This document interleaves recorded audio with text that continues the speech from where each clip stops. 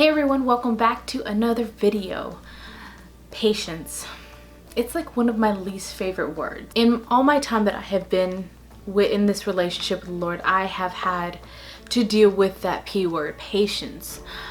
I would hear it all the time from, my grandfather and my parents and, the older generation. You need to wait on the Lord, be patient, trust God, and wait on Him, wait for His promises. And, I believe that word has had a negative effect on us just because the thing about patience is it usually refers to waiting on the Lord when we're talking in our spiritual walk. I think because we have such a negative view on it, we forget to understand the whole meaning and process of what patience is. See, if you look in the Bible, we look at all of these other men and women of God who God had made them a promise, but He never really actually fulfilled it right then and there. He had them wait. Abraham and Sarah waited 25 years to have a child. David had to wait to be king. The Israelites wandered in the desert for 40 years. There were so many people, men and women of God, who had to wait for their promises. And we read those stories and we're like, wow, that's amazing, that's great. But when it comes to us, why should I have to wait? I want to share with you guys the cutest video, and I honestly laughed when I saw it. What are you doing? Frosting a cake. What are you doing? Frosting a cake.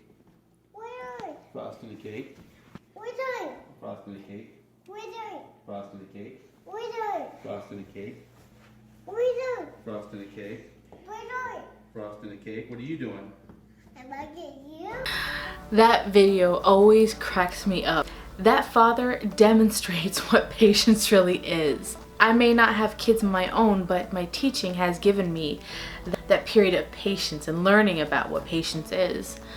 But I feel like a lot of times we are that little girl with the Lord. God is working in the background, right? He's working in our lives, and we're sitting there bugging Him saying, what are you doing? What are you doing? What are you doing? And God is the definition of patient. But did you catch what the Father did at the very end? He asked the little girl, what are you doing? And the little girl said, bugging you? It's so funny, but that is exactly how we are. Because God is sitting there working in our lives, working in us, and we're bugging Him about what He's doing, asking Him, what's taking so long? What are you doing in my life, Lord? Why haven't you answered my petition? And sometimes the Lord is asking us, what are you doing? What are you doing with the time that I'm giving you? He's been showing me about patience. He's been showing me to learn to trust in His timing, in His plan, because we don't know. We don't know the future. We have no control over time, so we cannot see what's happening later on down the line. We can only see right here, right now, and that's it. And what I've learned, what God has been revealing to me, is that patience is not about how long you can wait. It's about self-control.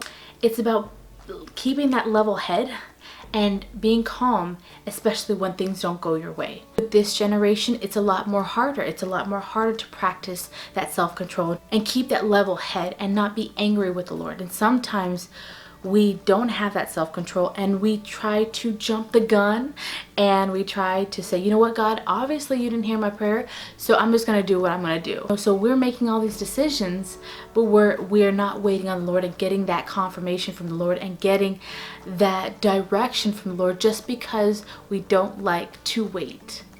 Another thing, I keep bringing up the example, but I'm going back to the gym, and it has been extremely hard, especially consistency. Consistency has always been my problem, because sometimes I would want to rush the process. So what I would do is put on big amounts of weights. I would use weights that I couldn't even lift, but I was determined that no, I'm going to do it because I want to get stronger faster, as if getting more weights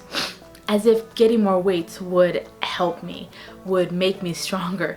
In fact, they actually injured me, and then I would be out completely and I wouldn't be able to work out. So in this period now that I'm going back, I'm learning to take it one step at a time, take it easy.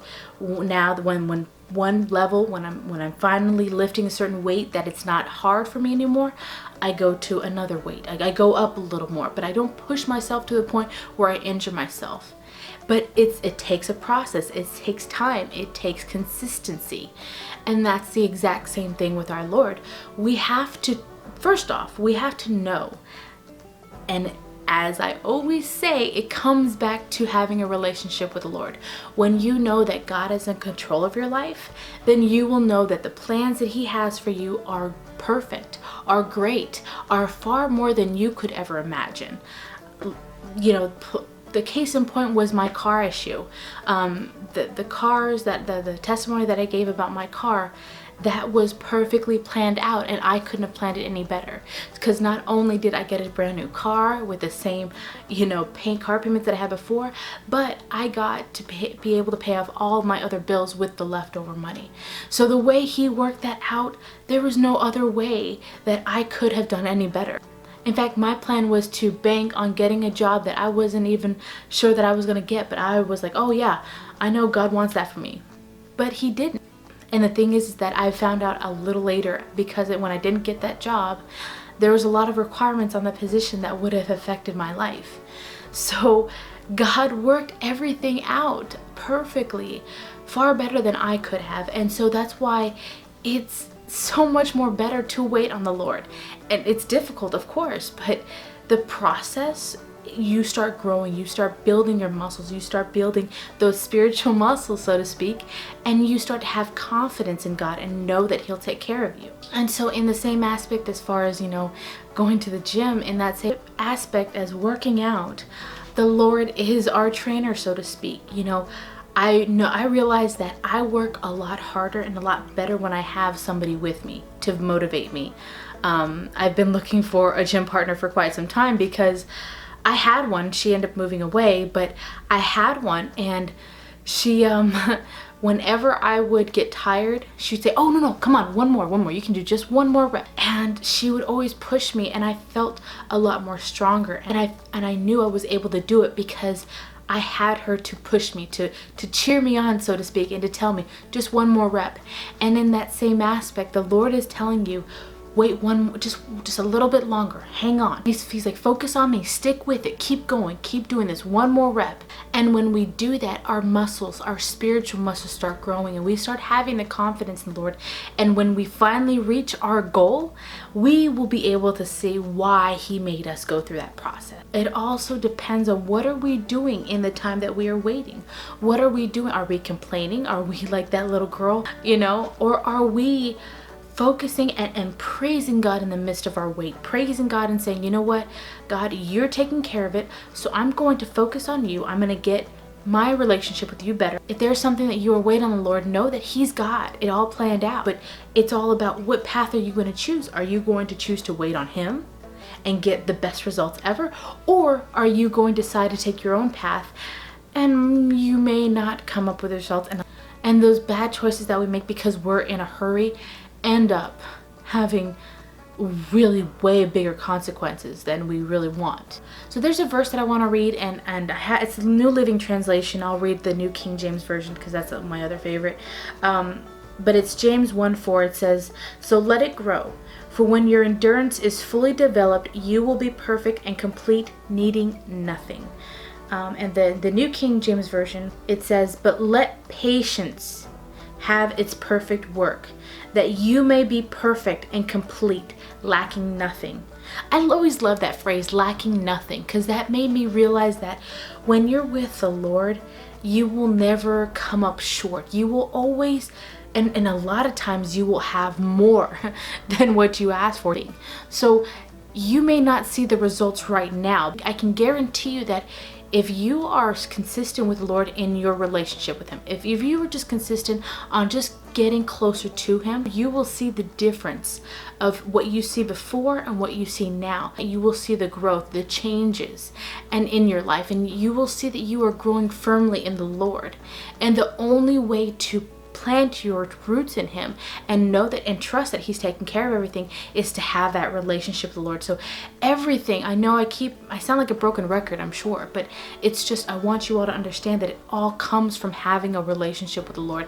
It all comes from being steady and putting your roots in. So why rush the process? It's gonna be so much more better than whatever you had in mind for yourself. God has something totally bigger and better. But again, what are you going to do? Are you going to be patient and trust that he will take care of everything? Or are you gonna go your route and you're not going to get the actual results that God could give you? The choice is yours, guys. So I hope this has encouraged you a little bit. I hope this has given you hope, because guys, we are all waiting. In certain ways, all of us are waiting for something. We are all in a period of waiting. So we can sit here and complain about the Lord taking forever and a day to answer our questions. Or in the meantime, in the midst of everything, we can say, Lord, I don't know what you're doing. I don't know how you're working, but I'm trusting in you. I have confidence in you, and I'm going to continue waiting on you. And in that meantime, I will get myself in line with you. I will focus on you. I will trust you, and I will believe that you have everything under control. So like I said, guys, the choice is ours. Thank you guys so much again for tuning in. Don't forget, our Q&As are next week. I already have quite a number of questions that came in, really good questions. So if you have questions, about life, or about pressures, or questions about God, questions about the Christian living, feel free to just leave those in the link, the Sahara link below in the description box, and I'm going to answer those. I usually answer 3 of them, so I'll answer those next week. Thank you for your questions. I really do appreciate them. You guys are awesome. So I will see you all next Monday. I hope you have a wonderful week. God bless you.